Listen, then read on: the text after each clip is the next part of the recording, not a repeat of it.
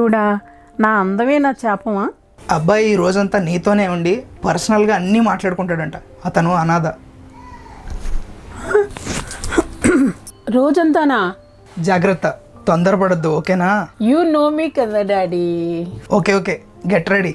నువ్వు ఎలా ఉన్నా తమన్నా అలాగే ఉంటావులే.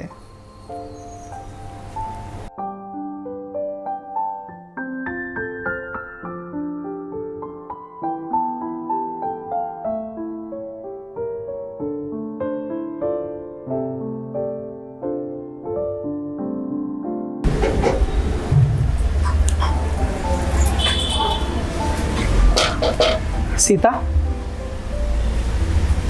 సీత గారు